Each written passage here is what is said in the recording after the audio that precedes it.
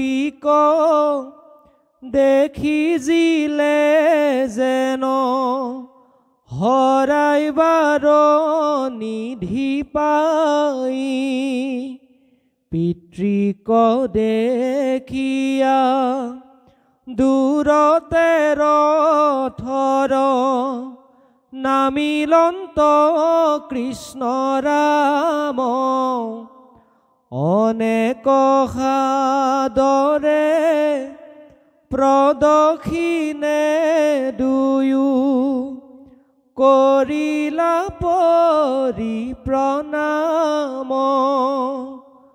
বসুদেৱে দুইকো বুকুত সাৱটি কান্দিলাই আনন্দে আতি পুলকিত তনু লুতক বহৱ থাকিলা মনে নমাতি অনুজ্ঞাতি হবে ৰাম মাধৱক কৰিলন্ত বহুমান কৃষ্ণ মুখ পদ্ম দেখি সুখী ভৈলা জুৰাইল বাৰু প্ৰাণ চিত হৰিষিত তনুৰু মানসিত লুতক বহন্তে যাই মথুৰা বাসীৰ কৃষ্ণ মুখ দেখি আনন্দৰ সীমা নাই ফুংকৈ শংখ ভেৰি তবল কাহাল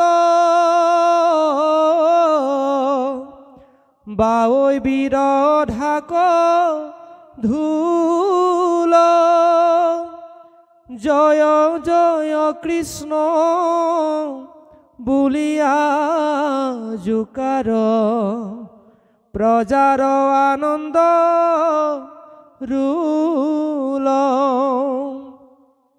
যাক যেন যোগ্য কৰিলা গৌৰৱ মাধৱ ৰামে আশেষ অনেক উৎসৱে পাছে মথুৰাত দুভায়ু ভৈলা প্ৰৱেশ কৃষ্ণ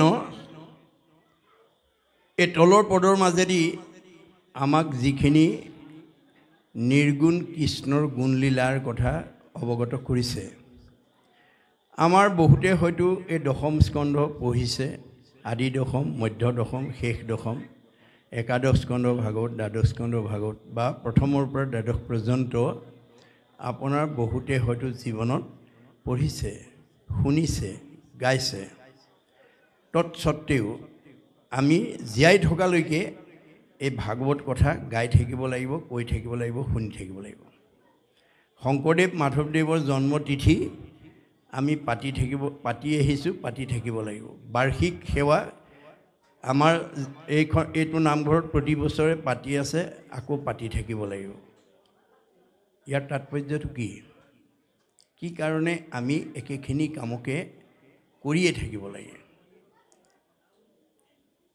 এই কথাখিনি আমি প্ৰথমতে উপলব্ধি কৰিব লাগিব নহ'লে আপোনালোকে এনেকৈ কাহিনী আকাৰে কথাখিনি কৈ দিলে ভাবিব এইখিনি দেখোন মই পঢ়িছোঁৱেই এইখিনি দেখোন মই জানোৱেই এইখিনি নোপোৱা শুনাৰ পৰা কি লাভ হ'ব এনেকুৱা ভাৱেৰে যদি বিষয়বস্তুটো লয় তেতিয়াহ'লে আমি মানে কৃতকাৰ্য হ'ব নোৱাৰিম এই কথাখিনি কিয় গাই থাকিব লাগে কিয় শুনি থাকিব লাগে কিয় কৈ থাকিব লাগে আমাক ভগৱন্তই গুৰুৰূপে কৈছে যে ভগৱন্ত নিৰ্গুণ তুমি প্ৰভু নিৰ্গুণ গুণৰ সীমা নাই নিৰ্গুণ হৈ জীৱ সুহি গুণ গায়। ভগৱান নিৰ্গুণ, নিৰাকাৰ, অব্যক্ত, অদৃশ্য, কিন্তু তেওঁ লীলাবিলাক গুণময়। গুণময় লীলাবিলাক তেওঁ কৰি পেলাই দেখুৱাই থৈ গৈছে জগতৰ লোকৰ কাৰণে।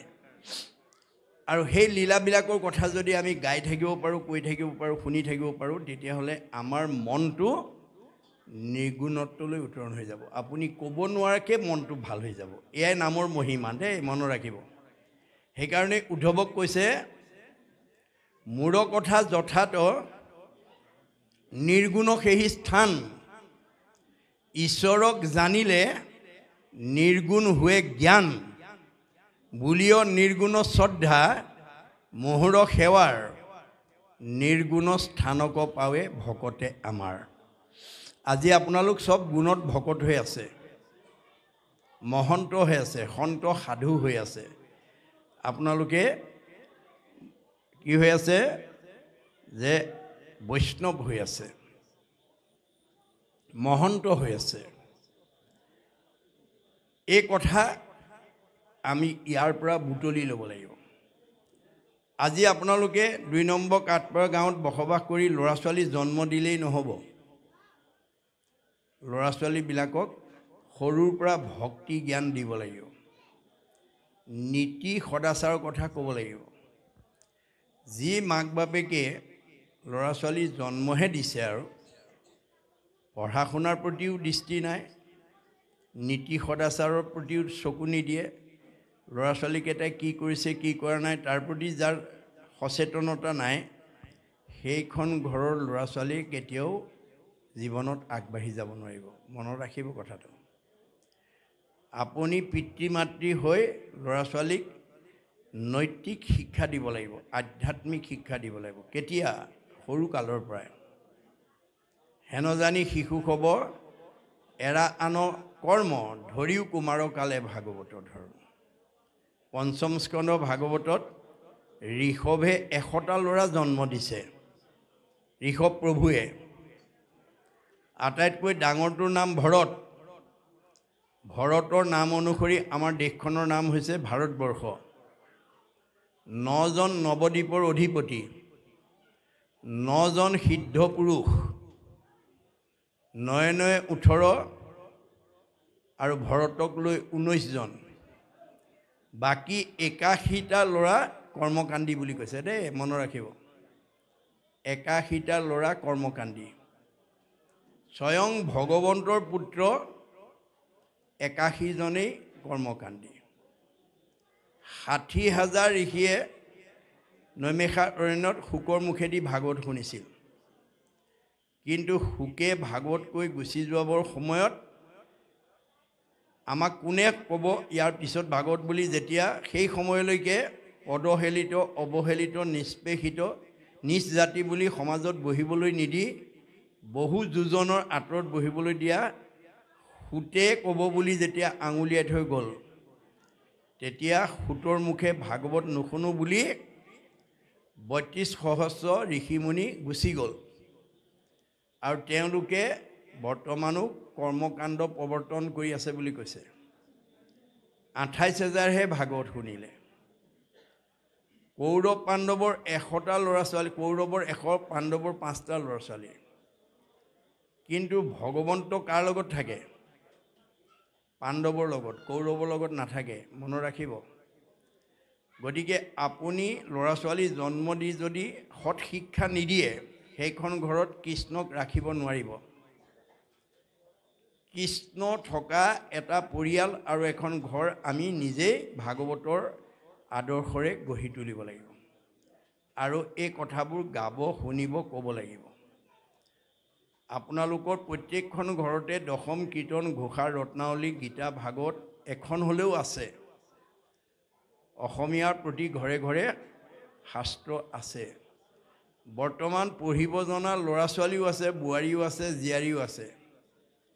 কিন্তু কোনোদিন যদি গুৰুগৃহত সোমাই বোৱাৰীজনীয়ে বা ছোৱালীজনীয়ে বা আইগৰাকীয়ে যদি বা বাপজনে বা ডেকা ল'ৰাটোৱে যদি ঘোষা চাৰিপাকি নপঢ়ে, কীৰ্তন একাধ্যায় নাগায়, মানে ভাগৱত এটা একাঠা নালাগে, এটা ছেট নপঢ়ে, সেইখন ঘৰ কেতিয়াও ভক্তিৰ ঘৰ হ'ব নোৱাৰিব, শান্তিৰ ঘৰ হ'ব নোৱাৰিব, উন্নতিৰ পথত অগ্ৰসৰ হ'ব নোৱাৰিব। মনত ৰাখিব, হৰি নাম হোতাখন, পাপ সুখান বন, খনেকতে দহি কৰে চন।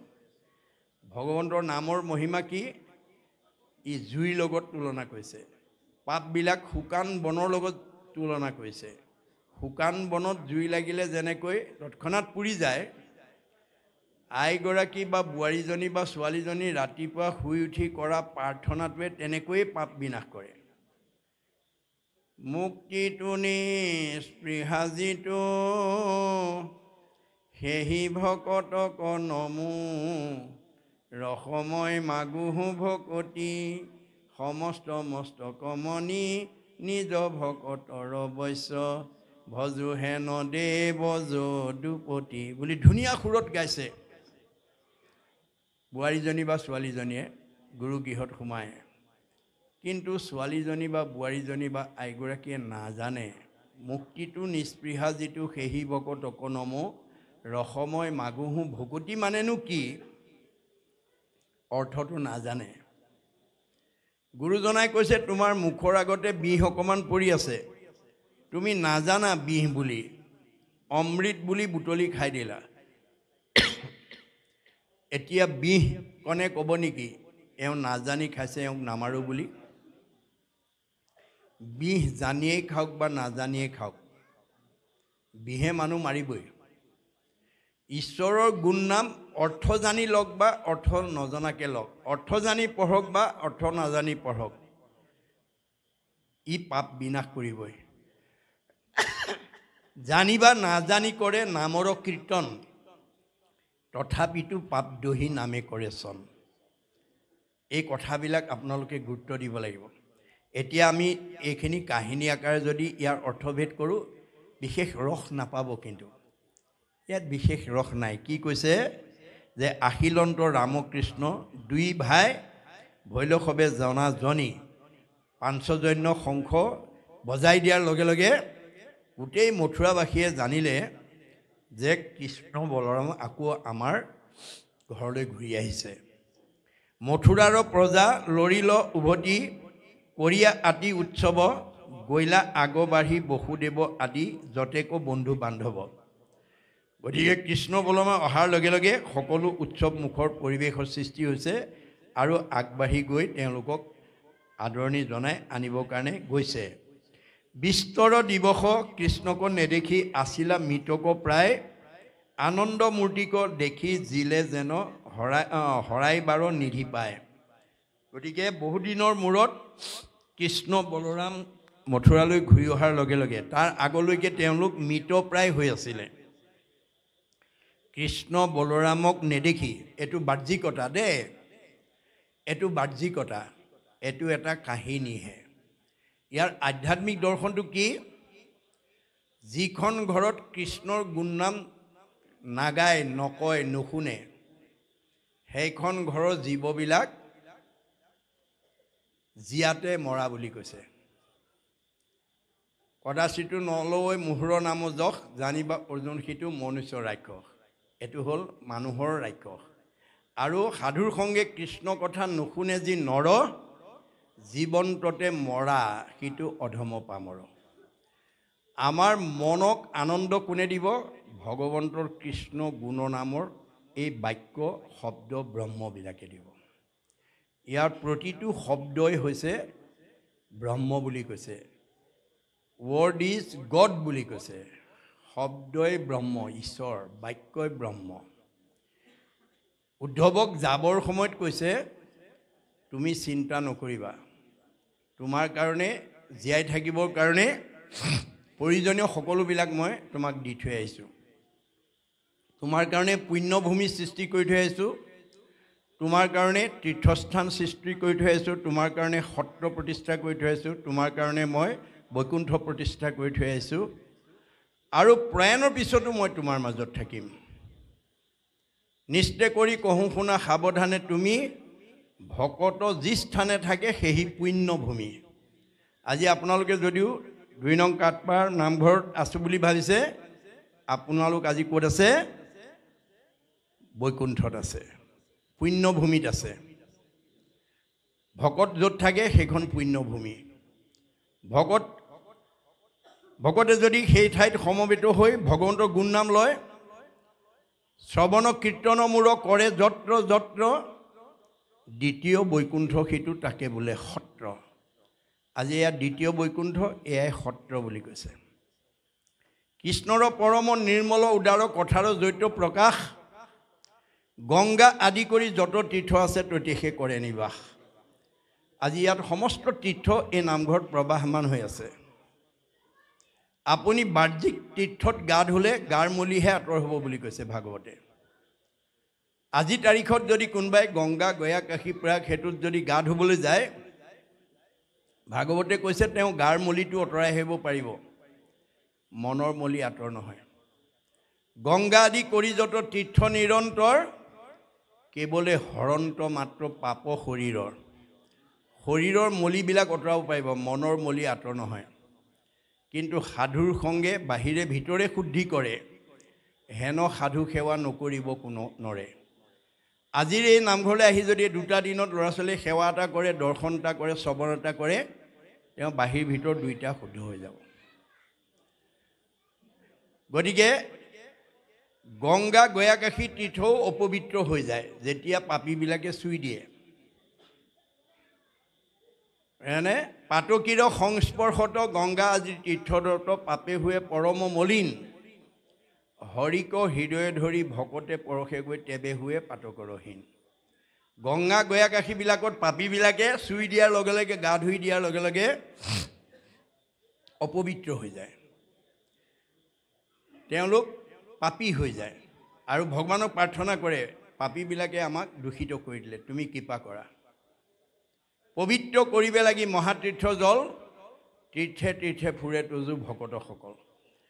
গংগা গয়াকাশী পবিত্ৰ কৰিবৰ কাৰণে ভকতসকল গংগা গয়াকাশী দৰ্শন কৰিবলৈ যায়।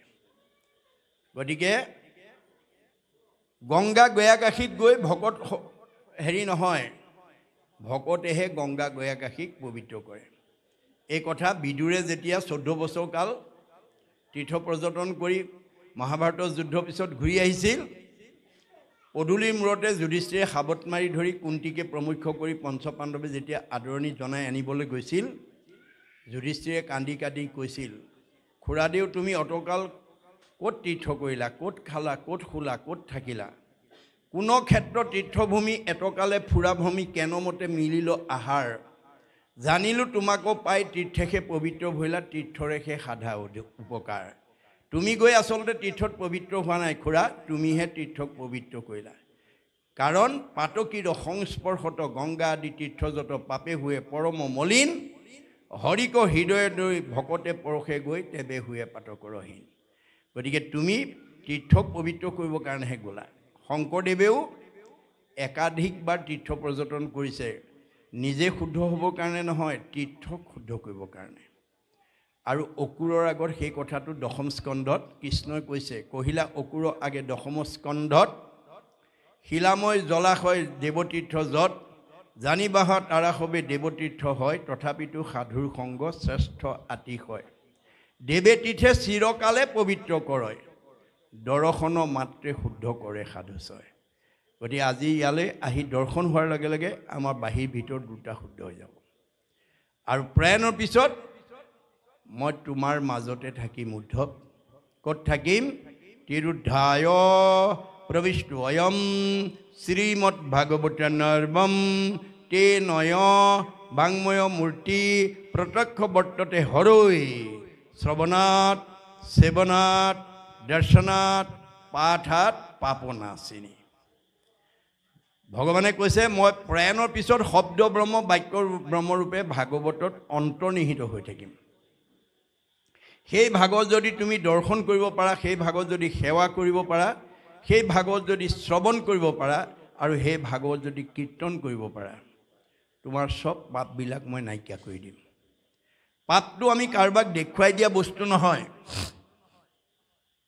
পাপ হৈছে আমাৰ মনৰ কিছুমান বেয়া গুণৰ সমষ্টি, দাৰ্শনিকৰ অভিমত, কুবুদ্ধি, অসৎ চিন্তা, অসৎ ভাৱনা, অসৎ পৰিকল্পনা, কুসংস্কাৰ, অন্ধবিশ্বাস, মনৰ সংকীৰ্ণতা, কুপৰম্পৰা, এইবিলাক পাপ।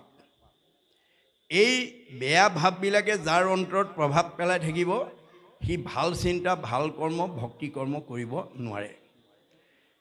আমাৰ বহুত মানুহে পৰম্পৰাকে ধৰ্ম বুলি আচৰণ কৰি আছে। পৰম্পৰা ধৰ্ম নহয়।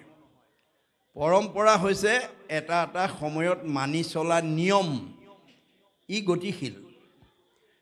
বুৰঞ্জীয়ে কৈছে, যেতিয়া এই পৃথিৱীত সভ্যতাৰ বিকাশ হোৱা নাছিল, যেতিয়া মানুহে ঘৰ বনাব নাজানিছিল, যেতিয়া মানুহে কাপোৰ বব নাজানিছিল, যেতিয়া মানুহে জুইৰ ব্যৱহাৰ নাজানিছিল, যেতিয়া মানুহৰ মাজত পানী ফিল্টাৰ নাছিল, আমাৰ উপৰি পুৰুষসকলে ঘৰ বনাব নাজানোতে ক'ত আছিল? পৰ্বতৰ গুহাত। কাপোৰ বব নাজানোতে গছৰ বাকলি পিন্ধিছিল। জুইৰ ব্যৱহাৰ নাজানোতে কেঁচা মঙহ খাইছিল। পানী ফিল্টাৰ নাথাকোঁতে পুখুৰী নদীৰ পানী খাইছিল। আজি খাম নেকি বাৰু আমি?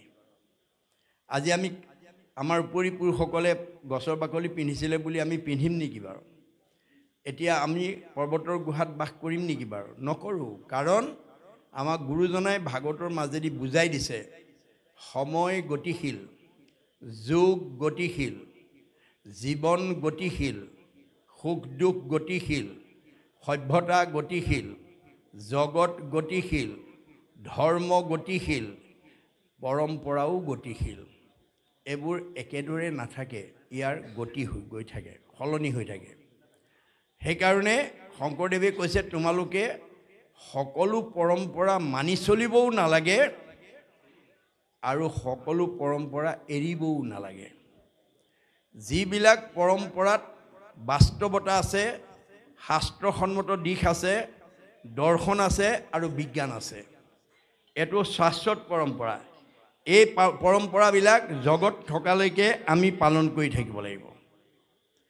আৰু যিবিলাক পৰম্পৰাত এইখিনি বস্তু নাই, সেইবিলাক আমি ত্যাগ কৰিব লাগিব। তেতিয়াহে ধৰ্ম ৰক্ষতি ৰক্ষিত, তেতিয়াহে আপোনাক ধৰ্মই ৰাখিব। আমি ভাগৱত কিয় শুনিব লাগে? নিজক ৰক্ষণাবেক্ষণ দিবৰ কাৰণে, মই জীয়াই থকা দিনকেইটা শান্তিত থাকিবৰ কাৰণে, পৰমায়ুস বৃদ্ধি কৰিবৰ কাৰণে, মন আনন্দত ৰাখিবৰ কাৰণে, পৰিয়ালত মিলা প্ৰীতি থাকিবৰ কাৰণে, সমাজত একতাৰ দোলেৰে বান্ধ খাই থাকিবৰ কাৰণে, এইটো কাৰণে ভাগৱত শুনিব লাগিব। এইটো ধৰ্ম কাৰ্য দেই। আপোনালোকৰ ২ নম্বৰ কাটপাৰ গাঁৱৰ ৰাইজে এই দুদিনীয়া ধৰ্ম কাৰ্য প্ৰতিষ্ঠা কৰিছে। এনেধৰণৰ ঈশ্বৰৰ কথা শুনিলে আমাৰ কি হয়? ইজনৰ প্ৰতি সিজনৰ প্ৰেম ভাৱটো বাঢ়ি যায়, মৰম চেনেহটো বাঢ়ি যায়। আৰু ইজনে সিজনক যেতিয়ালৈকে ভাল পাবলৈ নিশিকিব, তেতিয়ালৈকে আপোনালোক বা আমাৰ ভগৱানক ভাল পোৱাৰ অধিকাৰটো নাথাকিব। ধৰ্ম কি বস্তু? সৰ্বপল্লী ৰাধাকৃষ্ণনে কৈছে, religion binds men to men and men to god.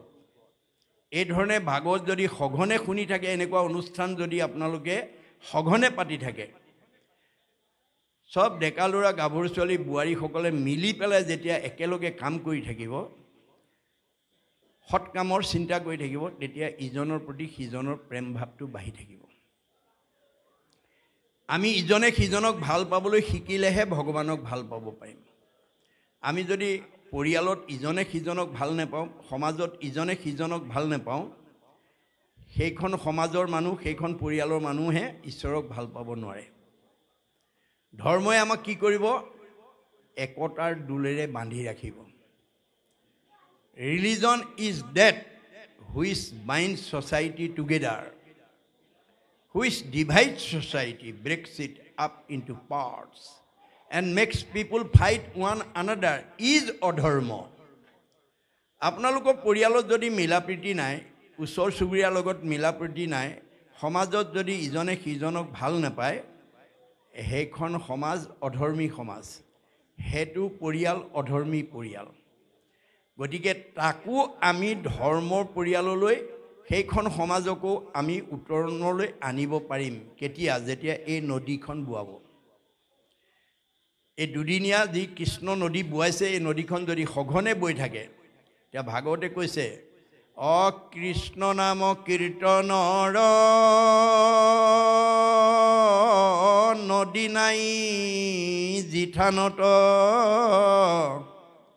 ভকতৰ সংগ জড়িত নাই ব্ৰহ্মাৰ ভুৱন ভৈলেও অপবিত্ৰ সিটোৱাতি যোগ্য নোহে থাকিবে তথাই বাহিৰৰ পৰা দেখিছে পকা ঘৰে দুৱাৰে গাড়ীয়ে মটৰে ধনে ধানে ঘৰখন একেবাৰে নদন বদন ভিতৰলৈ সোমাই গৈ দেখিছে শাহু বোৱাৰী মাতবোল নাই ককাই ভাইৰ মাজত মাতবোল নাই স্বামী স্ত্ৰীৰ মাজত মনোমাল্য ইজনৰ প্ৰতি সিজনৰ সদ্ভাৱ নাই সেইখন ঘৰ অধৰ্মী ঘৰ আপোনালোকৰ 2 নম্বৰ কাটপাৰ গাঁৱত ডাক্তৰ আছে ইঞ্জিনিয়াৰ আছে অৱশ্যৰ আছে প্ৰবক্তা আছে অধিবক্তা আছে বুদ্ধিজীৱী আছে জ্ঞানী আছে মানি আছে বহুত উচ্চ পদস্থ বিষয়ত চাকৰি কৰা লোক আছে ইজনক দেখিলে যদি সিজনে মুখখন সিফালে ঘূৰাই দিয়ে ইজনৰ প্ৰতি যদি সিজনৰ সদ্ভাৱ নাথাকে তেতিয়াহ'লে সেইখন অধৰ্মী গাঁও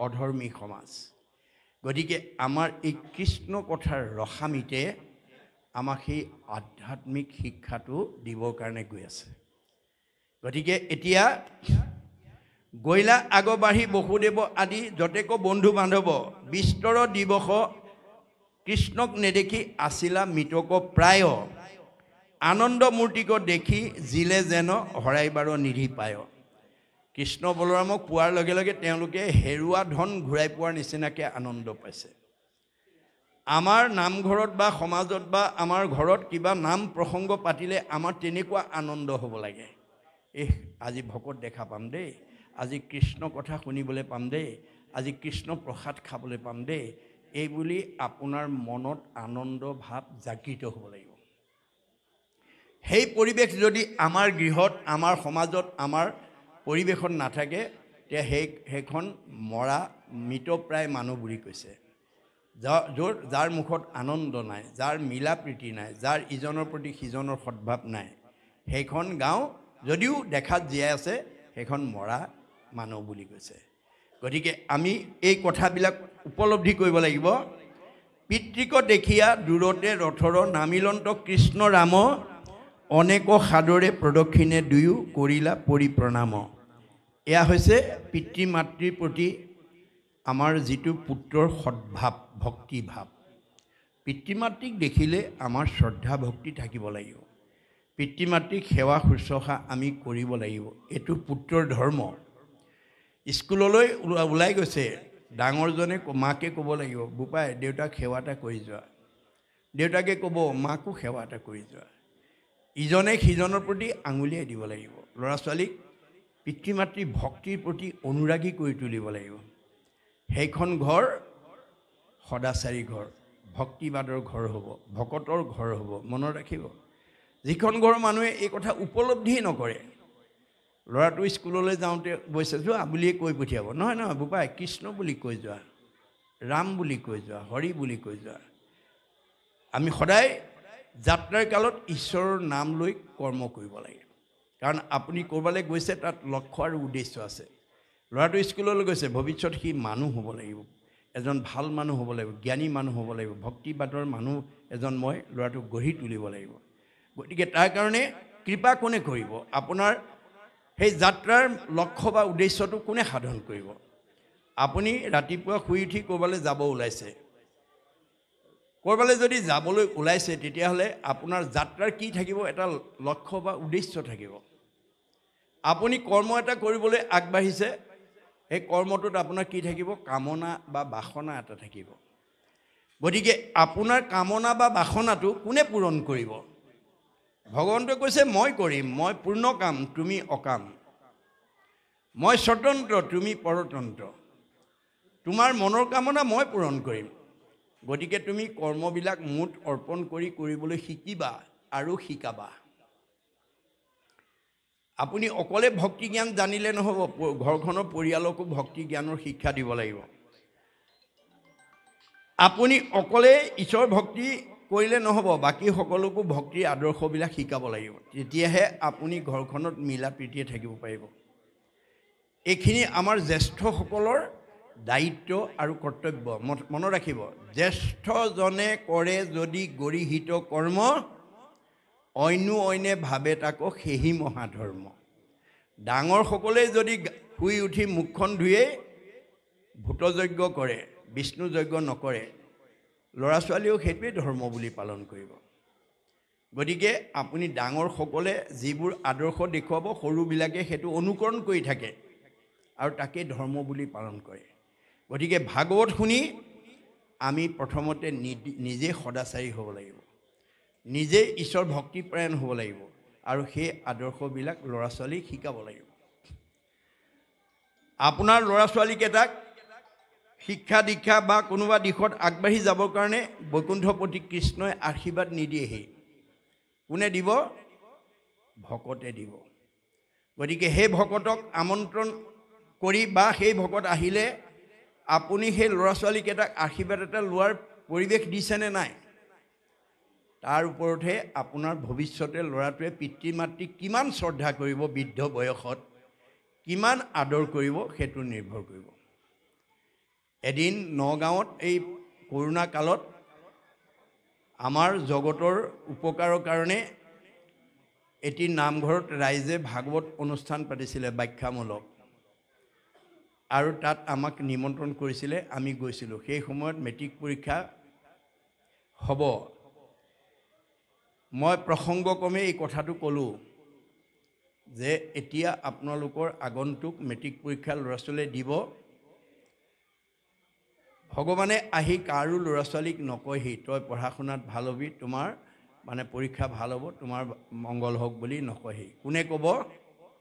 হৰিৰ মূৰ্তিক হৰি ভক্তক দেখিবা, শক্তি অনুৰূপে তাৰ প্ৰীতি আচৰিবা। আপোনাৰ ঘৰলৈ অহা সন্ত মহন্ত ভক্তসকলৰ দ্বাৰা ল'ৰাটোৰ পৰীক্ষাটো ভাল হ'বৰ কাৰণে আশীৰ্বাদ ল'ব লাগিব, সেৱা এটা কৰাব লাগিব। ভকতে যদি কয় 10জনে হ'ব, তোমাৰ ঈশ্বৰে কৃপা কৰিব, তোমাৰ পৰীক্ষা ভাল হ'ব, তেতিয়াহ'লে এই দশম স্কন্ধৰ শেষ দশমত কৈছে স্বজনৰ আশীৰ্বাদে মিলে কৃষ্ণৰ প্ৰসাদ। ভকতে আশীৰ্বাদ দিলেহে কৃষ্ণই কৃপা কৰিব। কৃষ্ণই পোনপটীয়াকৈ কাকো আহি আশীৰ্বাদ নিদিয়েহি। সেইকাৰণে কৃষ্ণক পাইবাৰ জানা ভকতিহে পন্থ বুলি কৈছে। ভক্তিৰ মাধ্যমেদি আমি কৃষ্ণক পোৱাৰ পথটো দিব লাগিব। ইহাকক কহে গীতা ভাগৱত গ্ৰন্থ। ভাগৱত গীতাই আমাক কৈছে যে কলি যুগৰ মানুহে ভগৱন্তক পাবলৈ কাৰণে ভকতৰ দ্বাৰা, ভক্তিৰ দ্বাৰা কৰিব লাগিব, আৰু সেই ভক্তিটো ভকতত কৰিব লাগিব। ভকতত ভকতি দানে কৰু গুৰু দায়া তনয় অধিক। কথাখিনি শুনিলে এহাল দম্পতী আমাৰ সন্মুখতে বহি আছিলে। অনুষ্ঠানৰ সামৰণিত আমি 4জনমান ভকত বহি অকণমান আলাপ কৰি আছিলোঁ। তেনেকুৱাতে 2জন আহি আমাৰ 4জনৰ ওচৰতে সেৱা এটা জনাই ক'লে, বাপসকল আপোনালোকে আমাৰ গৃহত পদধূলি অকণমান দিব লাগে।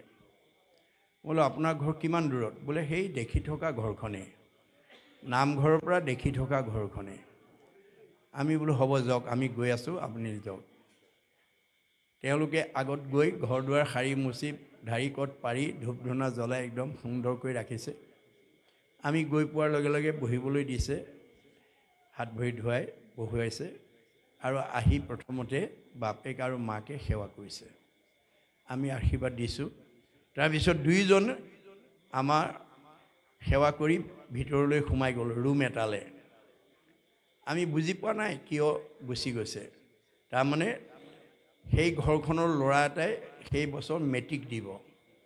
এই যে মই ব্যাখ্যাটো ক'লোঁ, শুনিলে, শুনাৰ কাৰণে ল'ৰাটোক আশীৰ্বাদ এটা ল'বৰ কাৰণে মাক বাপেকে আমাৰ 4জনক মাতি নিলে। মাক বাপেকে প্ৰথমতে সেৱা কৰিলে, কিন্তু তেতিয়া ল'ৰাটো অহা নাই। পিছত ঘূৰি গৈ মাক বাপেকে ৰুমৰ পৰা ল'ৰাটো কেনেকৈ আনিছে জানে? এটা বাহুত বাপেকে ধৰিছে, এটা বাহুত মাকে ধৰিছে। মানে ল'ৰাটো হয়তো ওলাই আহিব খোজা নাই, যাৰ কাৰণে দুজনে দুটা বাহুত ধৰি আমাৰ ওচৰলৈ লৈ আহিছে। আহি পেলাই বাহু দুটাত ধৰি কৈছে, বোপাই তই সেৱা এটা কৰ। ল'ৰা নবহে। 2জনে বহুৱাইছে, ল'ৰা নবহে। মাক বাপেকৰ অৱস্থা বেয়া, ৰঙা ক'লা পৰি গৈছে। মই পৰিৱেশটো বুজি ওচৰলৈ গৈ ক'লোঁ হ'ব আই সি লাজ কৰিছে হ'ব দিয়ক ঈশ্বৰে কৃপা কৰিব তুমি ভালকৈ পঢ়িবা পৰীক্ষা ভাল হ'ব তেতিয়া ল'ৰাটো লাহেকৈ গৈ ৰুমত সোমাই গ'ল আমি তেতিয়া আলোচনা কৰিছোঁ ভাগৱতৰ মাধ্যমেদি ইয়াৰ কাৰণে দায়ী কোন ইয়াৰ কাৰণে দায়ী মাক দেউতাকে সৰু কালৰ পৰা ল'ৰাটোক ভকত বৈষ্ণৱ আহিলে তেনেকুৱা কোনোদিন সেৱা সৎকাৰ কৰা আশীৰ্বাদ লোৱাৰ পৰিৱেশ দিয়া নাই সি এতিয়া ডেকা হৈ গ'ল মেট্ৰিক দিব তে এই সময়ত তাক আনি পেলাই আমাক সেৱা কৰিবলৈ দিওঁতে সি লাজতে সেৱা কৰা নাই সেই ল'ৰাটোৰ মনত এটা বৰ্ধমূল ধাৰণা হৈ গৈছে যে মা দেউতাৰ নিচিনা বয়স হ'লেহে ভকতক সেৱা কৰিব লাগে আমাৰ এতিয়া সেৱা কৰাৰ সময় হোৱা নাই গতিকে এনেকুৱা ভুলৰ মাজেদি যাতে আমি ল'ৰা ছোৱালীক আগবঢ়াই নিব লগা নহয় আমাৰ শাস্ত্ৰই কৈছে হেন জানি শিশু হ'ব এৰা আন কৰ্ম ধৰিও কুমাৰ কালে ভাগৱতৰ ধৰ্ম এই ভক্তি ধৰ্ম শিক্ষা নাম ধৰ্ম শিক্ষা আমি সৰুৰ পৰাই ল'ৰা ছোৱালীক দিয়াৰ কাৰণে যত্নপৰ হ'ব লাগিব গতিকে সেই এটা আৰ্হি ইয়াৰ মাজেদি আমাক দেখুৱাই আছে যে কৃষ্ণ বলৰামক দেখা পোৱাৰ লগে লগে বাপেক মাকৰ মনলৈ কেনেকুৱা এটা সজাগতা সচেতনতা আহিছে প্ৰজাগণৰ কেনেকুৱা সচেতনতা আহিছে এই যিটো আদৰ্শ এইটো আমি যাতে প্ৰত্যেকৰ অন্তৰতে জগাই তুলিব পাৰোঁ গতিকে অনেক সাদৰে প্ৰদক্ষিণে দুয়ো কৰিলা পৰি প্ৰণাম বসুদেৱে দুইকো বুকুত সাৱটি কান্দিলা আনন্দে আতি পুলকিত তনু লুটক বহয় থাকিলা মৌনে নমাতি বসুদেৱে দুইজনকে সাৱটি ধৰি আনন্দত অশ্ৰু বাগৰি গৈছে কান্দিছে আনু জ্ঞাতি সবে ৰাম মাধৱক কৰিলন্ত বহুমান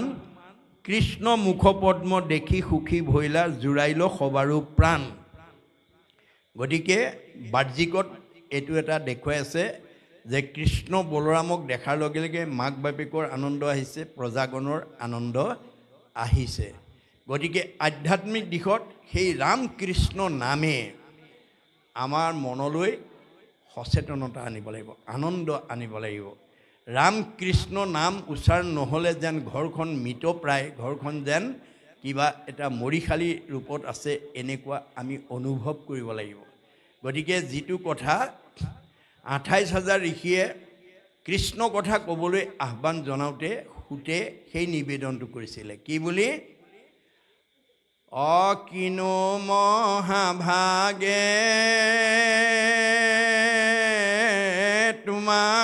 তোমাষাৰ আগে কহিবু কৃষ্ণৰ লীলা মাধৱৰ কথা সৌম্যকে পুছিলা মোক জীৱ দান দিলা সৌনকে যেতিয়া ২৮,০০০ ঋষিয়ে যজ্ঞ কৰি বিফল হৈ কৃষ্ণ কথা ক'বৰ কাৰণে যেতিয়া সুতক আহ্বান জনাইছিলে সুতে তেতিয়া আহ্বান পাই এই মন্তব্য দিছিলে যে তোমালোকে আজি মোক কৃষ্ণ কথা ক'বলৈ কৈ মোক জীয়া মানুহ কৰি দিলা মই ইমান সময় মৰা মানুহ হৈ আছিলোঁ কৃষ্ণৰ কথাটো মোৰ মহালাভ আছে কৃষ্ণৰ কীৰ্তনে জাতি অজাতি নাবাছে মনত ৰাখিবা দেই এটা জাতি এটা অজাতি মানুহৰ দুটাহে আছে এটা জাতি এটা অজাতি প্ৰাক শংকৰী যুগত অসমক অন্ধকাৰ যুগ বুলি কোৱা হৈছিলে যিটো সময়ত শংকৰদেৱৰ আবিৰ্ভাৱৰ প্ৰাক মুহূৰ্তত অসমৰ মানুহে ধৰ্মৰ নামত মানুহ বলি দিবলৈ কুণ্ঠাবোধ কৰা নাছিল তেনে এটা সন্ধিক্ষণত শংকৰ আবিৰ্ভাৱ হৈ অসমৰ চাৰিওফালে ঘূৰি চালে যে অসমত বিভিন্ন জাতি জনগোষ্ঠীৰ মানুহৰ বাসস্থান আৰু এই সকলোবিলাক ঈশ্বৰৰ অমৃতৰ সন্তান এই আধ্যাত্মিক তত্ত্বটো যদি মই অসমবাসীৰ মাজত দি যাব নোৱাৰোঁ অনাগত দিনত এওঁলোকে কেনিও একতাৰ দোলেৰে বান্ধ খাই থাকিব নোৱাৰিব সমন্বয়ৰ সেতু বান্ধিব নোৱাৰিব সেইকাৰণে শংকৰদেৱে প্ৰথম অসমত আবিৰ্ভাৱ হৈ সমাজ সংস্কাৰৰ পথটোকে হাতত তুলি লৈছিল কেনেকৈ লৈছিল দ্বিতীয় স্কন্ধ ভাগৱতত উল্লেখ আছে কিৰাত কছাৰী খাচী গাৰু মিৰি যৱন কংক গোৱাল ধুবাজে তোৰোক অসম মূলোক কুবাচ মেল চাণ্ডাল আনু হব পাপী কৃষ্ণ সেৱ কৰ সংগত পবিত্ৰ হয় হৰিত একান্তে ভকতি কৰিয়া বৈকুণ্ঠে সুখে চলয়। এই 2 নম্বৰ কাটপাৰ নামঘৰত এই দুদিনীয়া ভাগৱত ব্যাখ্যা অনুষ্ঠানত গাঁওখনত থকা বিভিন্ন জাতি জনগোষ্ঠী বিভিন্ন সম্প্ৰদায় বিভিন্ন ধৰ্মৰ লোকে আহি শুনিব পাৰে, ইয়াত কোনো বাধা নাই। গতিকে শংকৰদেৱে সেইকাৰণে সকলো জাতি জনগোষ্ঠীৰ পৰা ভকতসকলক সংস্কাৰ কৰি আনিছিল। কেনেকৈ? ভগৱন্ত 1000টা নামৰ পৰা এটা এটা নাম দি নীতি শিক্ষা দি তেওঁলোকক ভকত কৰি আনি সমাজত পৰিচয় কৰি দিছিল। কি বুলি? হেৰা সমাজৰ লোকসকল, এয়া মই গাৰুৰ ভকত আনিছোঁ দেই তোমালোকৰ মাজলৈ। এওঁক তোমালোকে আজিৰ পৰা গাৰু বুলি নিন্দা নকৰিবা। এওঁ অমৃতৰ ঈশ্বৰৰ অমৃতৰ সন্তান। এওঁক তোমালোকে আজিৰ পৰা গোবিন্দ আতৈ বুলিবা। এয়া মই নগাৰ ভকত আনিছোঁ। এওঁক আজিৰ পৰা তোমালোকে নৰোত্তম আতৈ বুলিবা। এয়া মই যৱনৰ ভকত আনিছোঁ। এওঁক আজিৰ পৰা তোমালোকে জয় হৰি আতৈ বুলিবা। এয়া মই কাৰ্বিৰ ভকত আনিছোঁ। এওঁক আজিৰ পৰা তোমালোকে ভোলাই আতৈ বুলিবা। এয়া মই জয়ন্তীয়াৰ ভকত আনিছোঁ। এওঁক আজিৰ পৰা তোমালোকে মাধৱ আতৈ বুলিবা। এয়া মই হীৰাৰ ভকত আনিছোঁ। এওঁক আজিৰ পৰা তোমালোকে মথুৰা দাস আতৈ বুলিবা। এয়া মই আহোমৰ ভকত আনিছোঁ। এওঁক আজিৰ পৰা তোমালোকে নৰহৰি আতৈ বুলিবা। এয়া মই কছাৰীৰ ভকত আনিছোঁ। এওঁক আজিৰ পৰা তোমালোকে বলাই ৰমাই বুলিবা। এয়া মই মিচিঙৰ ভকত আনিছোঁ। এওঁক আজিৰ পৰা তোমালোকে পৰমানন্দ আতৈ বুলিবা। এয়া মই দেউৰীৰ ভকত আনিছোঁ। এওঁক আজিৰ পৰা তোমালোকে বৈকুণ্ঠ আতৈ বুলিবা। এয়া মই কৈবৰ্তৰ ভকত আনিছোঁ। এওঁক তোমালোকে আজিৰ পৰা পূৰ্ণানন্দ আতৈ বুলিবা। এয়া মই বনিয়াৰ ভকত আনিছোঁ। এওঁক আজিৰ পৰা তোমালোকে হৰিদাস আতৈ বুলিবা। এয়া মই কোঁচৰ ভকত আনিছোঁ। এওঁক আজিৰ পৰা তোমালোকে মুৰাৰী আতৈ বুলিবা। এয়া মই কলিতাৰ ভকত আনিছোঁ। এওঁক আজিৰ পৰা তোমালোকে গোপাল আতৈ বুলিবা। এয়া মই ভুটিয়াৰ ভকত আনিছোঁ। এওঁক আজিৰ পৰা তোমালোকে দামোদৰ আতৈ বুলিবা। এয়া মই নাপিতৰ ভকত আনিছোঁ। এওঁক আজিৰ পৰা তোমালোকে নাৰায়ণ ঠাকুৰ এটা বুলিবা। এয়া মই তিৱাৰ ভকত আনিছোঁ। এওঁক আজিৰ পৰা তোমালোকে সুদাম আতৈ বুলিবা। এয়া মই কায়স্থৰ ভকত আনিছোঁ। এওঁক আজিৰ পৰা তোমালোকে সতাই আতৈ বুলিবা। এয়া মই মুছলমানৰ ভকত আনিছোঁ। এওঁক আজিৰ পৰা তোমালোকে শ্যাম কাই আতৈ বুলিবা। তাৰ পৰা অপভ্ৰংশ হৈ চান্দখাই হৈছে। এয়া মই ব্ৰাহ্মণৰ ভকত আনিছোঁ। এওঁক আজিৰ পৰা তোমালোকে অনন্ত কণ্ডলী সাৰ্বভৌম ভট্টাচাৰ্য বুলিবা। এই ধৰণে সমস্ত জাতি জনগোষ্ঠীৰ পৰা ভকতক সংস্কাৰ কৰি আনি জাতি বৰ্ণ বৈষম্য এটা জাতি সৃষ্টি কৰি ঘোষণা দি থৈ গৈছিল। কি বুলি? অহৰিক ভজ যিটো তাকে বোলে জাতি কৃষ্ণত বিমুখ যিটো সেহিকে অজাতি। মানুহৰ দুটা, এটা জাতি আৰু এটা অজাতি। আপুনি যি জনগোষ্ঠীতে জন্মগ্ৰহণ নকৰক কিম্বা যদি ঈশ্বৰক ভজে জাতি আৰু ঈশ্বৰক নভজিলে অজাতি। চৈতন্যপন্থীয়েও কৈছে মুচিও শুচি হয় যদি হৰিক ভজে, শুচিও মুচি হয় যদি হৰিক তেজে। এই দৰ্শন আমি উপলব্ধি কৰিব লাগিব আৰু উঠি অহা প্ৰজন্মৰ মাজত আমাৰ বিলাই দিব লাগিব। গতিকে আমি দেহ ধৰ্ম ল'ব নালাগিব দেই, আমি আত্মাৰ ধৰ্ম ল'ব লাগিব। শংকৰদেৱৰ দৰ্শনটো ভাগৱতৰ দৰ্শনটো হৈছে আমি আত্মাৰ ধৰ্ম ল'ব লাগিব, দেহ ধৰ্ম ল'ব নালাগিব। কিয়? দেহটো আজি আছে কালিলৈ নাই। এই দেহটো অস্থায়ী।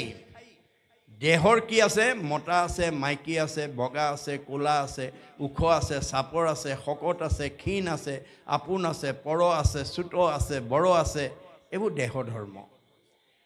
এইবোৰ দেহ ধৰ্ম যে এই দেহ ধৰ্ম এৰি আত্মা ধৰ্মলৈ গ'লে আত্মা কেনেকৈ আছে সৰ্বত্ৰতে সমভাৱে আছে আমাৰ ঋগবেদত কৈছে যে পৰম ব্ৰহ্মৰ অংশ আমাৰ দেহ জগতত কিমান আছে বুলি যদি কোনোবাই প্ৰশ্ন কৰে ঋগবেদক দোহাই দি ক'ব লাগিব কি বুলি কি সগ্ৰ শতভাগৈশ্য শতাংশ চাদিচাত্মক জীৱ সূক্ষ্ম অৰূপ অয়ং সংখ্যাতিটো হি চিৎকণ পৰম ব্ৰহ্মৰ অংশ আমাৰ দেহ জগতত কিমান আছে চুলিৰ আগ এডাল 10,000 ভাগ কৰি এভাগ ল'লে যিমান সূক্ষ্ম অণু হয় সিমান সূক্ষ্ম অনুৰূপে পৰম ব্ৰহ্মৰ অংশ জীৱ আত্মা গুৰি পৰুৱাত যিমান হাতীটোতো সিমান বুঢ়া মানুহত যিমান কেঁচুৱা ল'ৰাটো সমান গতিকে দেহৰহে বুঢ়া কেঁচুৱা থাকে দেহৰহে শকত ক্ষীণ থাকে আত্মাৰ নাই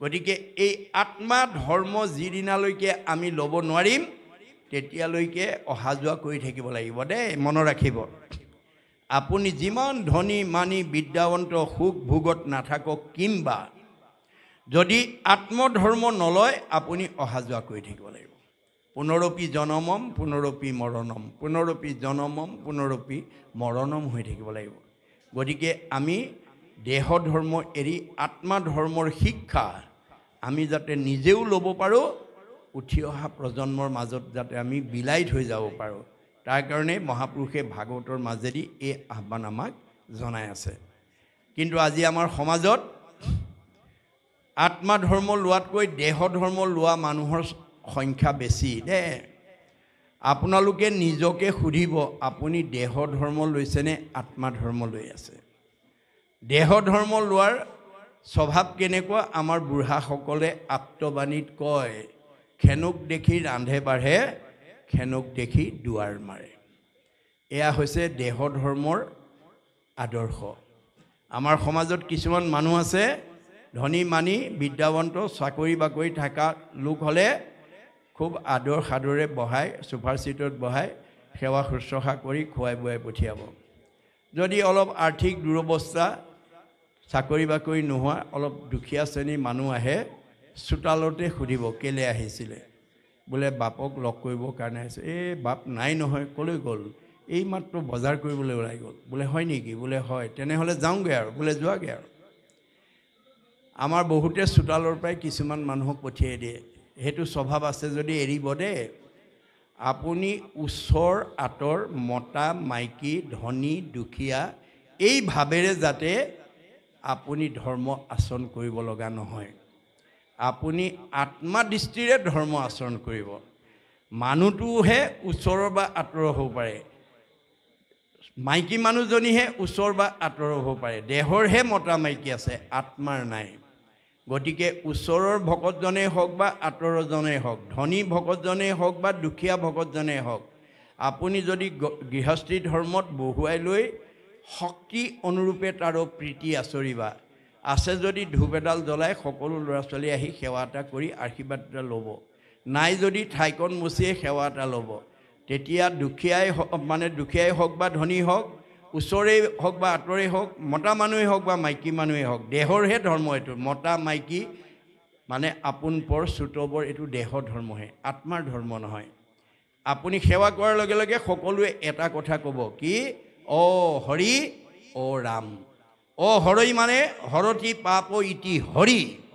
ভগৱন্তক সেই আত্মাটোৱে ক'লে প্ৰভু এই পৰিয়ালটোৰ সকলো দুখবিলাক পাপবিলাক হৰণ কৰি লৈ যোৱা অ ৰাম ৰাম নামত ৰমণ কৰি চৈতন্য কৰি ৰাখা জীয়া মানুহ কৰি ৰাখা ভকতৰ আশীৰ্বাদৰ লগে লগে সজনৰ আশীৰ্বাদে মিলে কৃষ্ণৰ প্ৰসাদ এয়া ভাগৱতে কৈ আছে দেই যে এই দৰ্শনবিলাক আমি নিজেও জানিব লাগিব আমাৰ পৰিয়ালক জনাব লাগিব উঠি অহা প্ৰজন্মক আমি এই শিক্ষা আমি দিব লাগিব তেতিয়াহে আপোনালোকৰ এইখন সমাজতে আপোনালোকে বৈকুণ্ঠৰ সুখ স্বৰ্গৰ ভোগ আৰু এই আদৰ্শৰে যদি সমাজ গঢ়িব নোৱাৰে তেতিয়াহ'লে ইয়াতে আপুনি নৰকৰ দুখ ভুগিব লাগিব স্বৰ্গ নৰক যিটো পৰম মুকুতি তিনি একতুল্য যাৰ হৰিত ভকতি যাৰ ঈশ্বৰৰ ভক্তি আছে সি তিনিওটা বস্তু ইয়াতেই উপলব্ধি কৰিব পাৰিব। শাস্ত্ৰ শুনা মানুহ ইয়াতেই শত্ৰুশূন্যভাৱে বসবাস কৰিব, বৈকুণ্ঠৰ পাৰিষদ ৰূপে বসবাস কৰিব পাৰিব বুলি শাস্ত্ৰই সিদ্ধান্ত দিছে। শাস্ত্ৰ অনুবৰ্তী শত্ৰু নুহি উৎপন। যি মানুহে শাস্ত্ৰ শুনে আৰু পঢ়ে তাৰ কেতিয়াও শত্ৰু থাকিব নোৱাৰে। কিয়? তেওঁ ব্যৱহাৰ কৰিব জানে। কেনেকৈ? সমানত মৈত্ৰী, উত্তমাত সতকাৰ, দৰিদ্ৰত দয়া কৰি বেক বাৰম্বাৰ। শাস্ত্ৰ শুনা পঢ়া মানুহে জ্যেষ্ঠজনক মান্যতা দিয়ে, সি বয়োজ্যেষ্ঠ হওক বা জ্ঞানজ্যেষ্ঠ হওক। সমজনক বন্ধু ব্যৱহাৰ কৰে আৰু নিজ বা হীনজনক মৰমৰ চকুৰে চায়। এই তিনিটা ব্যৱহাৰ যাৰ থাকিব সি ইয়াতেই কুণ্ঠাবিহীন, মানে কুণ্ঠা বৈকুণ্ঠৰ পাৰিষদ হ'ব পাৰিব। আৰু এই ব্যৱহাৰ যি পৰ্যন্ত নাজানিব, আপুনি ছোৱালীজনীক মাষ্টাৰ ডিগ্ৰী, ডক্টৰেট ডিগ্ৰী, টেট মাষ্টৰণী, ডাক্তৰণী কৰি, নাৰ্ছনী কৰি বিয়া দিব পাৰিব। পুথিগত জ্ঞানকে দি পেলাই যদি বিয়া দিছে, সেইজনী ছোৱালীক হয়তো পৰিয়ালৰ মানুহে, শাহুৰ শহুৰে সহজভাৱে ল'ব নোৱাৰিবও পাৰে। যদি তেওঁ ডিগ্ৰীক প্ৰাধান্য দি, মই মাষ্টাৰ ডিগ্ৰী, মই ডক্টৰেট ডিগ্ৰী, মই টেট মাষ্টৰণী, মই ডাক্তৰণী, মই নাৰ্ছনী, এই বুলি যদি ডিগ্ৰীক প্ৰাধান্য দি শহুৰ শাহুৰ আগৰ দিনৰ LP স্কুললৈ পঢ়া, M স্কুললৈ পঢ়া বুলি পেলাই যদি মান্যতা নিদিয়ে, তেতিয়া সেইজনী বোৱাৰী পুথিগত ডিগ্ৰীত যিমানেই ডিগ্ৰীধাৰী হৈ নাযাওক কিম্বা পৰিয়ালৰ প্ৰিয় পাত্ৰ হ'ব নোৱাৰে। গতিকে আমি ছোৱালীজনীক অকল পুথিগত ডিগ্ৰী দি পঠিয়ালেই নহ'ব, চাকৰিটো দি পঠিয়ালেই নহ'ব, তাৰ লগত আধ্যাত্মিক আৰু নৈতিক শিক্ষা দি পঠিয়াব লাগিব। যাৰ কাৰণে জনক ৰজাই সীতাক শ্ৰীৰামচন্দ্ৰলৈ বিয়া দি বিদায়ৰ সময়ত এই আধ্যাত্মিক আৰু নৈতিক শিক্ষা দি পঠিয়াইছে। কি বুলি? আই সীতা, তুমি মোৰ যোনিজাত সন্তান নোহোৱা, তোমাক মই যজ্ঞভূমিত লাভ কৰিছোঁ। যদিও যজ্ঞভূমিত লাভ কৰিছোঁ, তুমি পিতৃ মাতৃ অতি মৰমৰ, অতি স্নেহৰ, অতি আদৰৰ। অজনিকা তোমাকো লভিলোঁ যজ্ঞভূমি, পিতৃৰ মাতৃৰ প্ৰিয়তম জীৱ তুমি। তুমি পিতৃ মাতৃ এজনী মৰমৰ ছোৱালী। ত্ৰিভুৱনৰ নিৰূপমা তুমি মহাসতী, পৰম দুৰ্লভ আতি লভিলা সুপতি। তুমি ত্ৰিভুৱনৰ ভিতৰতে এজনী ধুনীয়া ছোৱালী আৰু এজন সুযোগ্য স্বামীৰ সান্নিধ্য পালা। আই সীতা, স্বামীৰ সান্নিধ্য পালেই নহ'ব, তোমাৰ দায়িত্ব আৰু কৰ্তব্য আছে। কি? সতী স্ত্ৰী সকলৰো স্বামী সে ভূষণ, কদাচিতো নলংঘিবা স্বামীৰ বচন। তুমি এগৰাকী সতী তিৰোতা হিচাপে স্বামীৰ বাক্য কেতিয়াও উলংঘা নকৰিবা। স্বামীক নুসুধাকে কলৈকো নাযাবা। স্বামীৰ মনত আঘাত পোৱাকৈ বাক্য নিক্ষেপ নকৰিবা। অকল সীমানতে সীমাবদ্ধ নাথাকিবা। একচিতে সেৱা কৰি বাহা সৰ্বক্ষণে, কৰিবা শুশ্ৰূষা শহুৰ শাহুৰৰ চৰণে। তুমি স্বামীৰ উপৰিও শহুৰ শাহুৰকো যথোচিত শ্ৰদ্ধা ভক্তি মৰম চেনেহ কৰিবা। অকল তাতেই সীমাবদ্ধ নাথাকিবা। নকৰিবা অৱহেলা দেউৰ সবক, কৰিবাহা দয়া আতি সমস্ত জনক। ঘৰখনত থকা দেউৰ ননন্দী জেঠাল বৰ্জনকে প্ৰমুখ্য কৰি সকলোকে যথোচিতভাৱে শ্ৰদ্ধা ভক্তি মৰম চেনেহ কৰিবা। তেতিয়া কি হ'ব? তেবে ততো শুদ্ধ যশ বাঢ়িব সংসাৰে, ইহ পৰ লোকে সুখ মিলিব তোমাৰে। তোমাৰ আচৰণ, তোমাৰ ব্যৱহাৰ, তোমাৰ মৰম, তোমাৰ স্নেহত পৰিয়ালটো সন্তুষ্ট হৈ মই এজনী ভাল বোৱাৰী পালোঁ বুলি সমাজত প্ৰশংসা কৰিব। আৰু ভাল বুলি ক'লে তুমি জীয়াই থাকোঁতে শান্তি পাবা আৰু মৰিলে সদগতি পাবা। এই নীতি শিক্ষা, এই আধ্যাত্মিক শিক্ষা আমি দি পঠিয়াব লাগিব। তেতিয়াহে আমাৰ ছোৱালীজনীয়ে শহুৰ শাহুৰৰ ঘৰত মিলা প্ৰীতি মৰম চেনেহৰ মাজত বাস কৰিব পাৰিব। গতিকে আপুনি যদি নীতি শিক্ষা দি নপঠিওৱাকৈ যদি পুথিগত ডিগ্ৰী দি পঠিয়ায়, সেইজনী ছোৱালী বা বোৱাৰী হয়তো শহুৰ শাহুৰৰ বা পৰিয়ালৰ প্ৰিয় পাত্ৰ নহ'বও পাৰে। এই কথা আমাক ভাগৱতে দেখুৱাই আছে। সেইকাৰণে তেওঁলোকে কৈছে যে আনুজ্ঞাতি সবে ৰাম মাধৱক কৰিলন্ত বহুমান, কৃষ্ণ মুখ পদ্ম দেখি সুখী ভৈলা, জোৰাইল সবৰো প্ৰাণ। চিত হৰিষিত তনু ৰোমাঞ্চিত লুটক বহন্তে যায় মথুৰাবাসীৰ কৃষ্ণ মুখ দেখি আনন্দৰ সীমা নাই গতিকে কৃষ্ণ বলৰামক দেখাৰ লগে লগে মথুৰাবাসীৰ যিটো আনন্দ আজি আমি ভকত বৈষ্ণৱক দেখাৰ লগে লগে ঈশ্বৰৰ গুণনাম শুনাৰ লগে লগে আমাৰ সেই আনন্দ আমি অনুভৱ কৰিব লাগিব ফুংকৈ শংখ ভেৰি তবল কাহাল বাৱৈ বিৰু ঝাক ঢোল জয় জয় কৃষ্ণ বুলিয়া জোকাৰে প্ৰজাৰ আনন্দ ৰোল গতিকে সকলোৱে আনন্দত উৎফুল্লিত হৈ গৈছে কৃষ্ণ বলৰামৰ আগমনে অৰ্থাৎ আমাৰ কৃষ্ণ গুণনাম শ্ৰৱণ কীৰ্তনৰ ভক্তিয়ে আমাক যাতে সকলোৰে মন আনন্দিত কৰি তোলে পুলকিত কৰি তোলে আকৌ সকলোৰে প্ৰেম ভাৱ যাকে জাগ্ৰত কৰি তোলে এই অনুভৱ আমাৰ জাগিবৰ কাৰণে আমি এই ভাগৱত শাস্ত্ৰ শুনিব লাগিব পঢ়িব লাগিব গাব লাগিব ক'ব লাগিব যাক যেন যোগ্য কৰিলা গৌৰৱ মাধৱ ৰামে আশেষ অনেক উৎসৱে পাছে মথুৰাত দুভায়ো ভৈলা প্ৰৱেশ এই ধৰণে তেওঁলোক দুইজনে মানে জয় জয় কৃষ্ণ বুলিয়া জোকাৰ প্ৰজাৰ আনন্দ ৰোল সকলোৱে জয় জয় কৃষ্ণ বুলি গুণনাম লৈ আনন্দত উৎফুল্লিত হৈছে মানে গাৱৈ আমি যদি ভগৱন্তৰ গুণনাম যদি আনন্দত গাব পাৰোঁ মূৰ গুণ গায়া যিটো কৰৈ গীত নৃত্য নাহি তাৰ ভয় সিটো ভৈলা কীৰ্ত ভগৱন্তৰ নাম আনন্দত উৎফুল্লিত হৈ গাব লাগে বাৱৈ হাতত আলি যিটো কৰিয়া কীৰ্তন মূৰ প্ৰেম ভাৱত যাৰ আকুল ভৈল মন মাটিত লুটাৰি পৰে যিটো মহাশয় সত্যে সত্যে গলু সখী তাহাঁতে বিক্ৰয় গতিকে ভগৱন্তৰ গুণনাম আমি আনন্দত উৎফুল্লিত হ'ব ল'ব লাগে কিয় আমাৰ এই গুণ কীৰ্তনে আমাৰ শাৰীৰিক মানসিক বৌদ্ধিকত আমাৰ কি কৰে উত্তৰণ ঘটায় বিশ্ব বিখ্যাত নাট্যকাৰ শেক্সপিয়াৰে কৈছে mind can be purified by the music body can be purified by the exercise both body and mind can be purified by the dance অৰ্থাৎ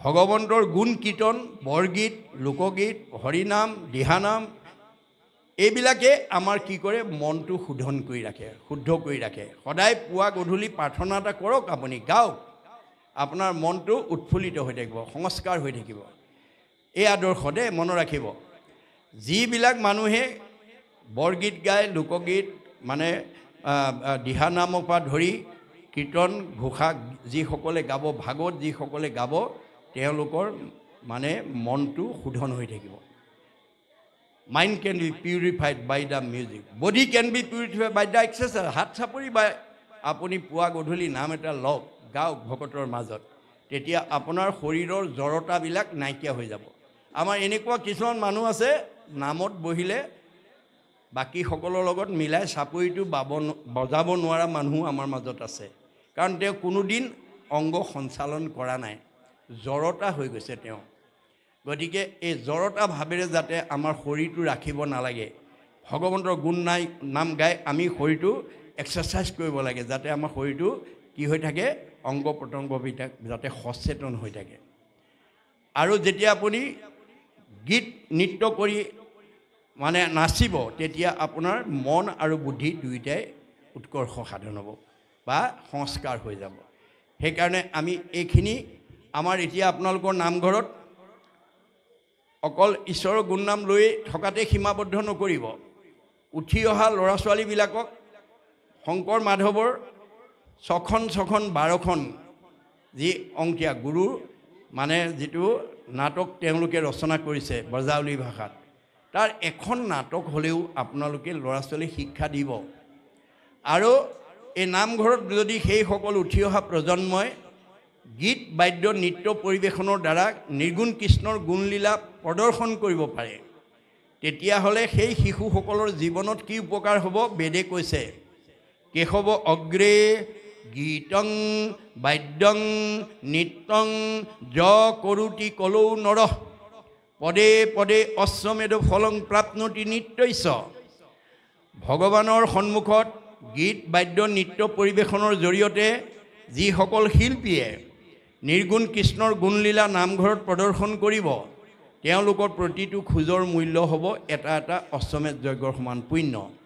আৰু সেই নামঘৰত বহি সেই নিৰ্গুণ কৃষ্ণৰ গুণলীলা শিশুসকলে পৰিৱেশন কৰা যিসকলে উপভোগ কৰিব চাব তেওঁলোকৰ কি কৰিব ভগৱানে বেদত কৈছে গীতং বাদ্যং নৃত্যং হৰি কথা শুনে স্বপুণ্যাত্মা ত্ৰৈলোক্যৰ ওপৰে সংস্থিতা। আজি আপোনালোক যিসকলে নামঘৰত বহি ঈশ্বৰৰ গুণলীলা শুনি আছে আপোনালোক পুণ্যাত্মা আপোনালোকক ক'ত ঠাই দিব ত্ৰৈলোক্যৰ ওপৰত বৈকুণ্ঠত। এই আদৰ্শৰে আমি যাতে আগবাঢ়ি যাব পাৰোঁ তাৰ কাৰণে ভাগৱতে আমাক এই নীতি শিক্ষা দিছে যাক যেন যোগ্য কৰিলা গৌৰৱ মাধৱ ৰামে আশেষ অনেক উৎসৱে পাছে মথুৰাত দুভায়ু ভৈলা প্ৰৱেশ।